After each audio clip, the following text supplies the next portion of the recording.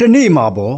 ဥပ္ပဝူကဆရာတော်ဥပုပ်ထံသွားပြီးဝတ်ပြုကြတော့တယ်ဒီချိန်မှာဆရာတော်ကရေကန်ဒီမှာတစ်ပြက်စီးလဲနေတာပေါ့ဒါကြောင့်ဥပ္ပဝူကစကားမရှိစကားရှာဆရာတော်ကိုရှောက်ထားတယ်ရေကန်ကြီးအလွန်ကောင်းလာပါဗျာလို့ရှောက်လိုက်တယ်ဆရာတော်ကနေပြီးတော့အေးကောင်းတယ်လို့သာပြန်မိန့်ကြားတယ်ခဏလောက်နေတဲ့ခါဥပ္ပဝူကနောက်တစ်ချိန်ပြန်ရှောက်ပြန်တယ်ရေကန်ကြီးအလွန်ကြည်ပါဗျာပေါ့ဆရာတော်ကနေပြန်ဖြေတယ်လူရင်တို့ရှင်ပဲကြည်သားပဲလို့ပြန်ဖြေပြီးတော့ခက်စိတ်ပဲနေပြန်တယ်ခဏလောက်နေတဲ့ခါဥပ္ပဝူကပြန်လျှောက်ပြန်တယ်ရေကန်ကြီးဘလောက်နဲ့တလဲဖျားပေါ့ဒီကဆရာတော်ကနေငါမသိဘူးလို့ပြန်ဖြေတယ်အမဥပ္ပဝူကဆရာတော်ကိုအပြစ်တင်တဲ့လေးစားနဲ့တပည့်တော်ကအရှင်ဖျားရေကန်နဲ့နီးလို့သိမလားလို့ရှောက်ထားမိပါတယ်ဖျားလို့ပြန်ပြောလိုက်တာပေါ့ဒီခါမှာဆရာတော်ကနေပြီးတော့နီးတိုင်းသာသိရရင်တခါကြီးမုတ်စိတ်ဘယ်နှပင်ရှိတယ်လဲလို့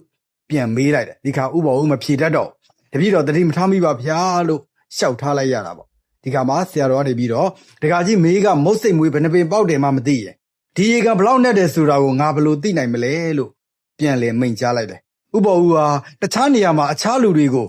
နိုင်အောင်ပြောနိုင်ပေမဲ့စကားတက်ခဲ့ပေမဲ့ဆရာတော်ဥပုပ်နဲ့တွေ့တဲ့ခါမှာတော့အရှုံးပေးပြီးတော့ပြန်သွားခဲ့ရတယ်ပုံမြင်လေးရတော့ထားပါပဲခင်ဗျာ